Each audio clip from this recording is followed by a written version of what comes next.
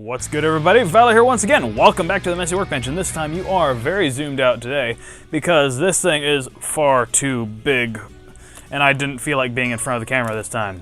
This is an AK-12 Stryfe that I did recently as a way to pay off some debt, and it is for sale, so you know, at the end of the video I'll tell you how to get in contact with me for this thing.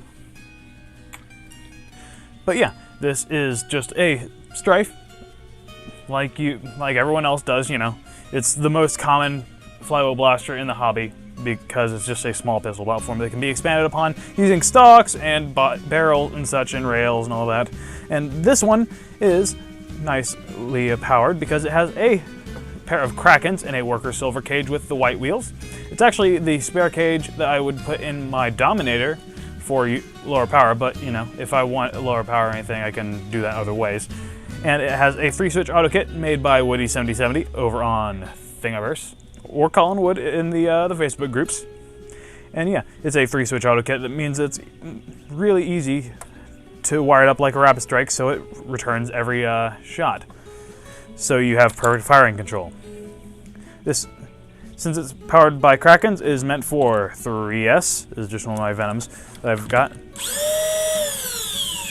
The sound is nice and clean, maybe a little bit of roar from the serrated white wheels. But yeah, the way it's wired up, it will not fire unless you have it revving first, which is a nice safety feature because on a few of my past blasters, that was not a thing. So it would just fire and rev separately. And this thing gets a nice firing rate on that 3S, and it always returns. I think my workshop's haunted. Something fell. But yeah. You can see fairly easily in there. Actually, I'm not sure if you can see, but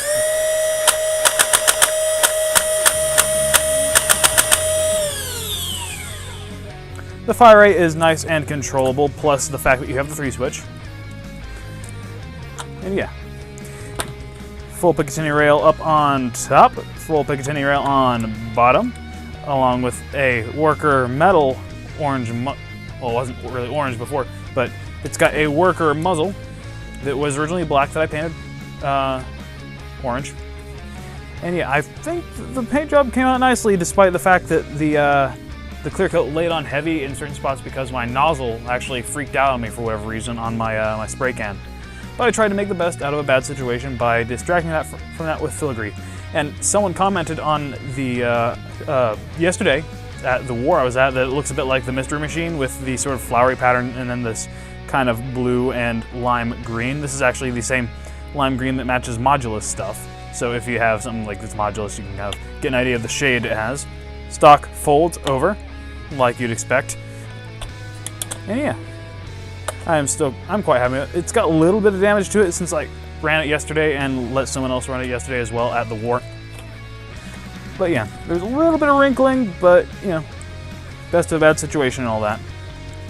And yeah, I will have links down to the Fuzzy Walrus Industries Discord server down below where you can get a hold of me.